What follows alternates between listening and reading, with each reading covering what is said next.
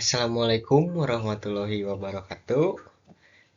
Izin memperkenalkan diri, nama saya Ashari Ramadan dengan nomor NPM 25305048. Pada kesempatan ini saya akan membahas tentang warga negara cerdas di era digital. Di zaman sekarang, teknologi sudah menjadi bagian dari kehidupan kita sehari-hari. Oleh karena itu, penting bagi kita untuk menjadi pengguna teknologi yang cerdas dan bijak. Di era digital, teknologi memberikan banyak sekali kemudahan dalam kehidupan kita. Contohnya, kita bisa belajar secara online, kita bisa berkomunikasi dengan orang jauh secara cepat, kita bisa mendapatkan informasi dalam hitungan detik. Kesempatan teknologi juga mempermudah akses pendidikan, layanan publik, dan partisipasi sosial. Tantangannya juga ada bagi era digital, banyaknya hoax jika kita bermain media sosial atau banyaknya berita-berita, ujaran kebencian, penipuan, dan manipulasi opini menyebarnya cepat. Impact sosialnya batas negara dan komunitas kabur.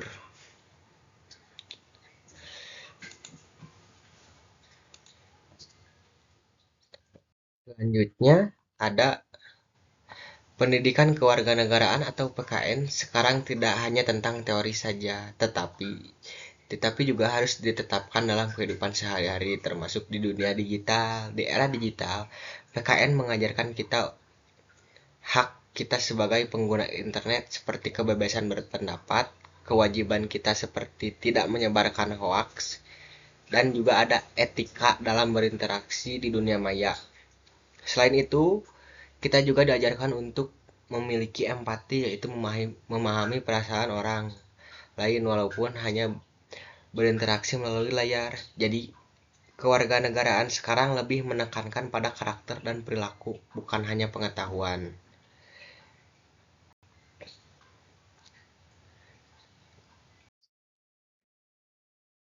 Di era digital, informasi sangat mudah didapatkan, tetapi tidak semua informasi itu benar.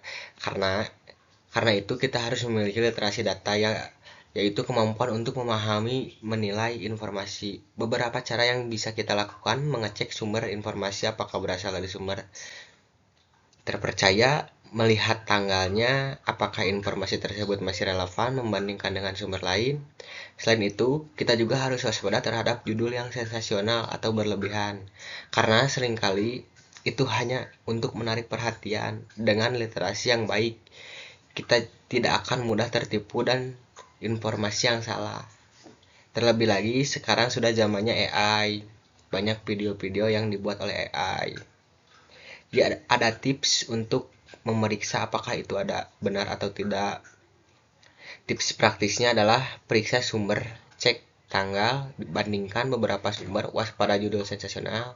Alat yang digunakannya adalah gunakan fact checking eksternal verifikasi untuk mengecek apakah sumber itu valid atau tidak.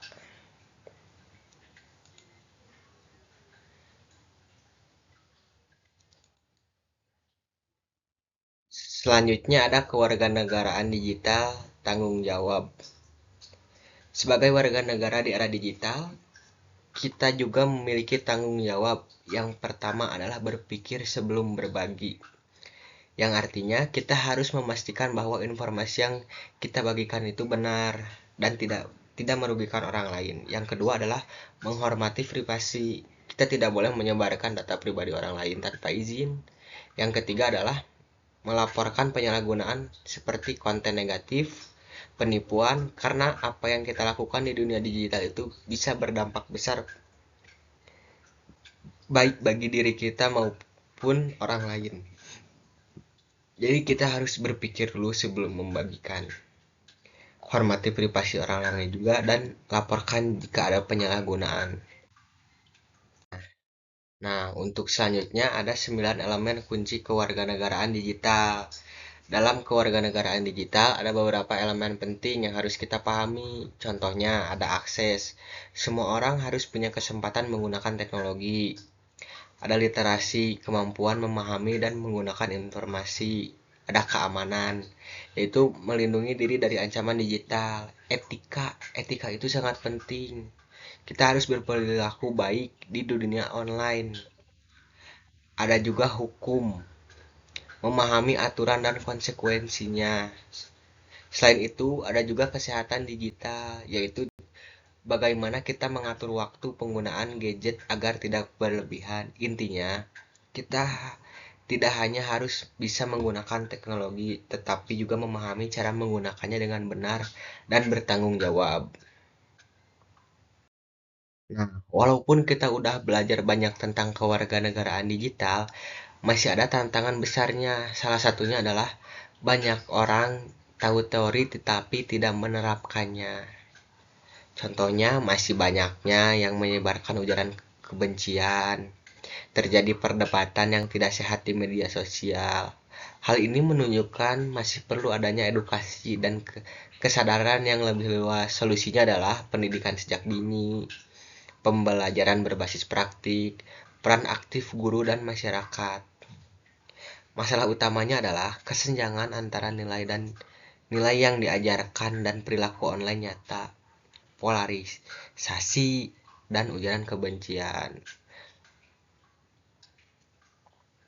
Kebutuhan pembelajaran, integrasi pembelajaran, berbasis komunikasi, dan proyek nyata. Strategis responnya adalah integrasikan proyek layanan masyarakat berbasis digital, latih guru dalam literasi digital dan keamanan cyber, kembangkan kurikulum yang menanamkan etika digital sejak dini. Selanjutnya ada masa depan yang cerdas. Masa depan digital yang baik sebenarnya dimulai dari tindakan kita hari ini. Hal-hal kecil seperti mengecek fakta sebelum membagikan informasi, menjaga data pribadi, membantu orang lain memahami teknologi, semua itu bisa memberikan dampak besar jika jika dilakukan bersama-sama. Perubahan besar selalu dimulai dari langkah kecil. Digitalisasi juga membuka peluang jika kita bertindak bersama, membangun akses, meningkatkan literasi, dan menanamkan etika digital. Jadi, menggunakan digital dengan cerdas. Untuk menjadi warga negara yang cerdas di era digital, kita bisa melakukan beberapa hal nyata. Pertama, meningkatkan literasi digital dengan terus belajar. Kedua, bersikap kritis terhadap informasi yang kita terima. Ketiga, menggunakan teknologi secara etis dan bertanggung jawab. Keempat, berkontribusi positif, misalnya dengan membuat konten yang bermanfaat. Dengan melakukan hal tersebut, kita tidak hanya menjadi pengguna, tetapi kita juga memberikan dampak positif bagi masyarakat yang lain.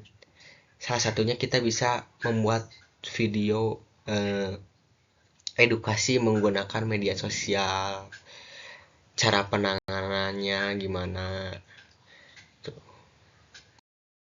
Nah, sebagai kesimpulannya, menjadi warga negara cerdas di era digital sangat penting dilakukan zaman sekarang. Kita harus mampu menggunakan teknologi dengan bijak, kritis, dan bertanggung jawab. Mari kita mulai dari diri sendiri untuk menjadi pengguna digital yang lebih baik. Sekian presentasi dari saya. Kurang lebihnya mohon dimaafkan. Terima kasih atas perhatiannya. Wassalamualaikum warahmatullahi wabarakatuh.